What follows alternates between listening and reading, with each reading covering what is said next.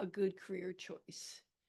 Now, some of you might be listening to this and thinking it's all too late. I made the wrong choice and therefore I need to live with it.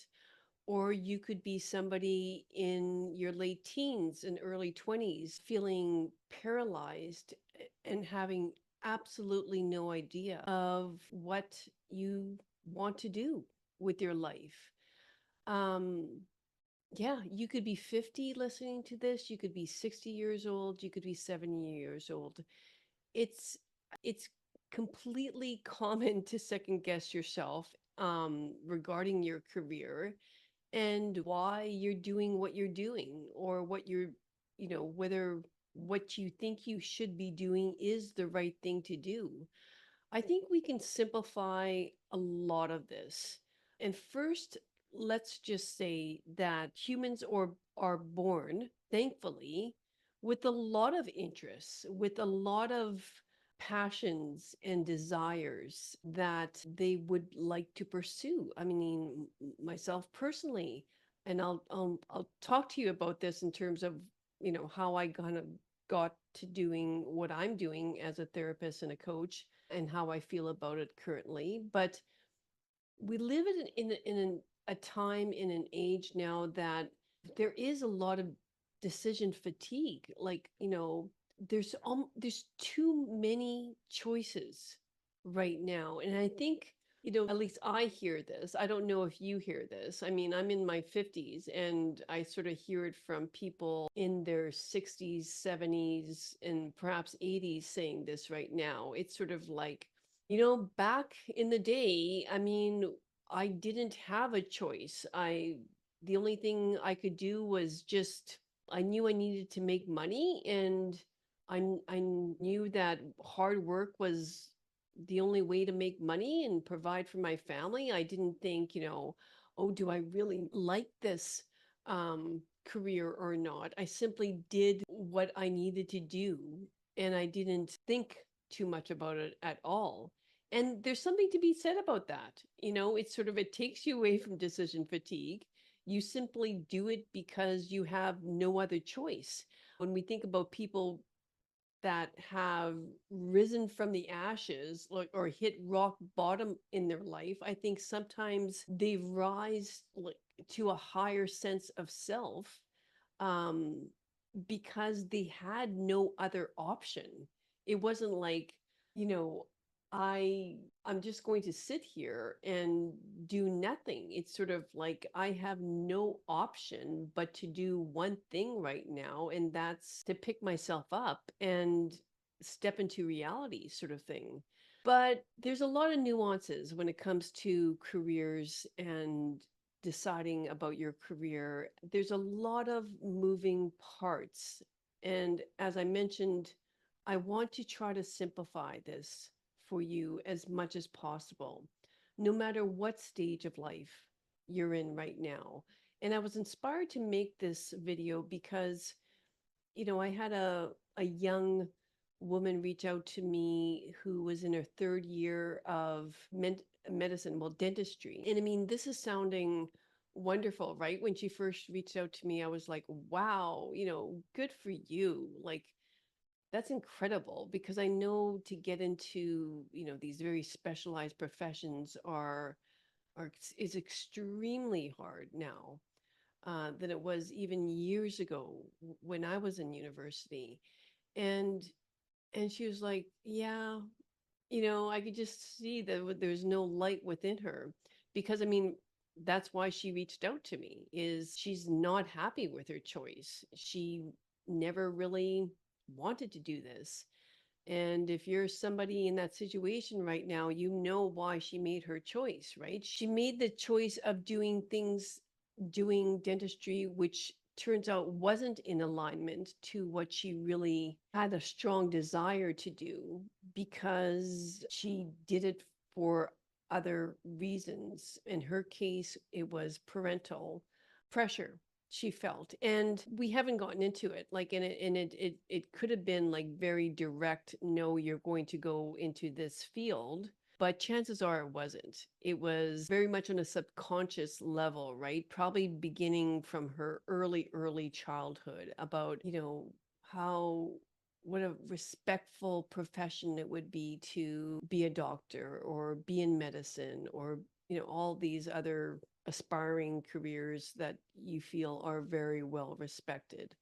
Chances are it was that. And so you can't blame the parents, it's just sort of their, like the words that she heard around her and the images that she saw that all directed her towards dentistry was not really intentional in a sense that obviously if the parents know that she's really suffering from this career choice, they don't know that, but she's obviously suffering with that career choice right now because it's not in alignment. Like, surely they would have not, burdened her emotionally like that, because no parent wants to give their children mental anguish in that sense. But it is what it is. And now the choice has been made.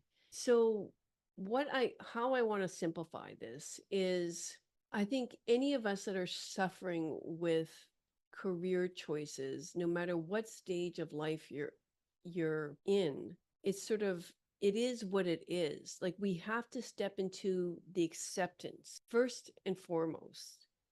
It is what it is, and I'm going to accept that. Now, we have to give ourselves love and honor our deep desires. And I wish, I could, I mean, my kids are adults right now, and two of them have made their career choices.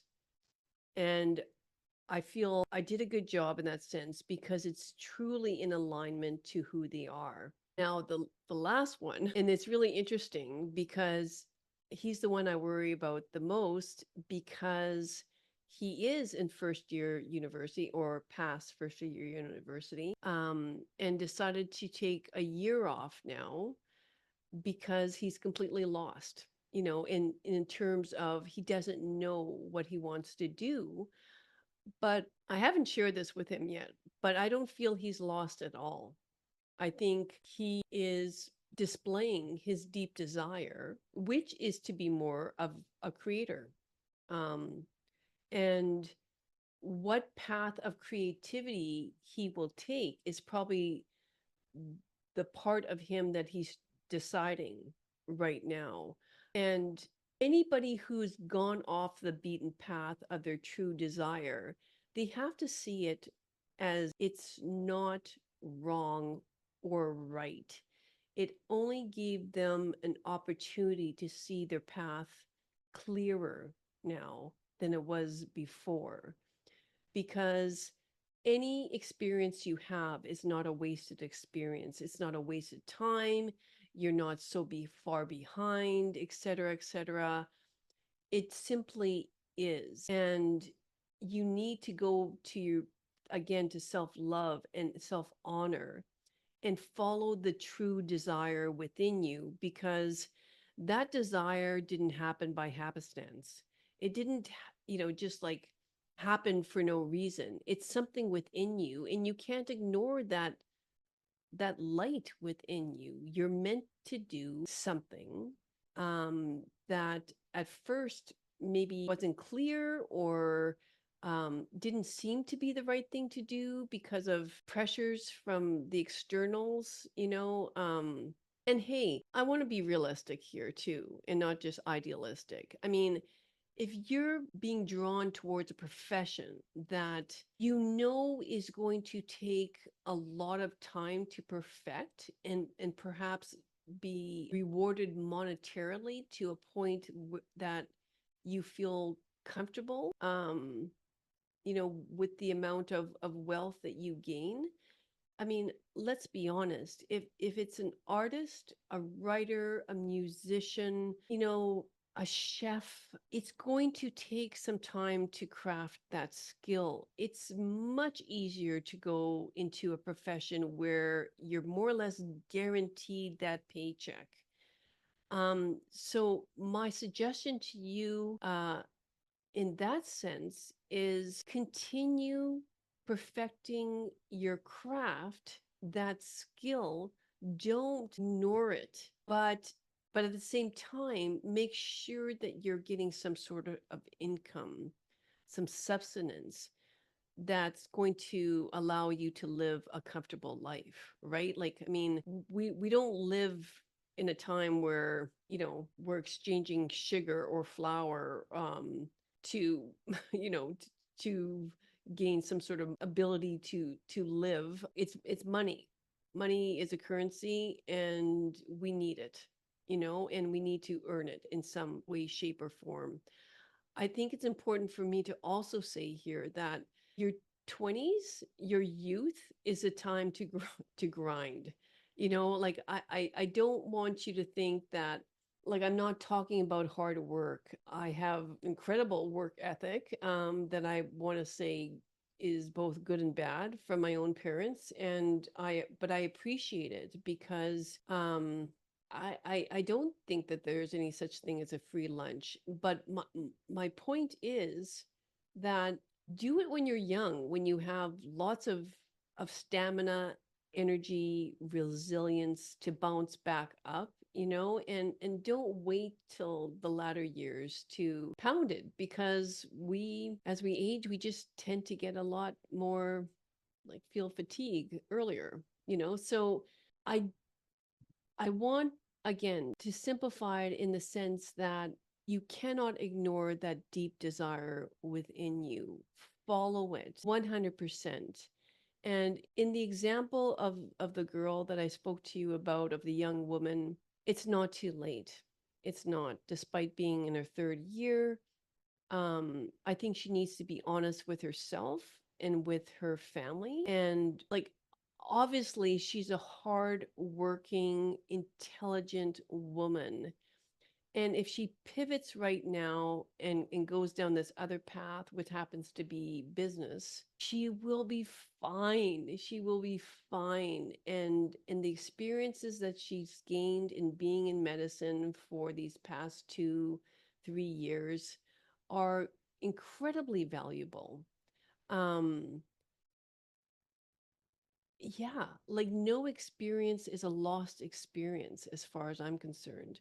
Every mistake is an opportunity for you to learn and grow as an individual. And I hope that she is able to see that and be at peace with that.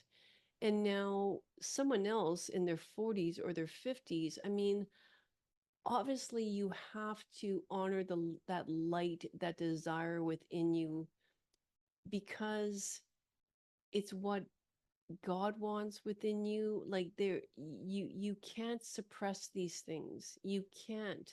It will always come back to your consciousness, and you aren't, like, to dim that light, like, to work at a lower wattage is just not an option for me. Last week, actually, I experienced COVID for the first time. And I was operating, it wasn't enough to get me on my back in bed on any given day, but I make the analogy of working at like 70%, 75% of my capacity. And I would have much rather been out, like, for 48 hours straight, because that was awful. So the reason I'm saying that to you is sort of like, when you find your true calling, when you find your meaning, when you find what you're meant to be doing in this lifetime, to be of service in that way, you are going to be majestic. You are going to just smile for the for the sake of smiling in the middle of the day. Like, it could be like, it's just, it's indescribable when you realize you've reached your calling. You become a master, just a master of your skill, a master of your art, and people are drawn towards you. It's not about the money. It's not about the money. And I told you I was going to share my own personal story.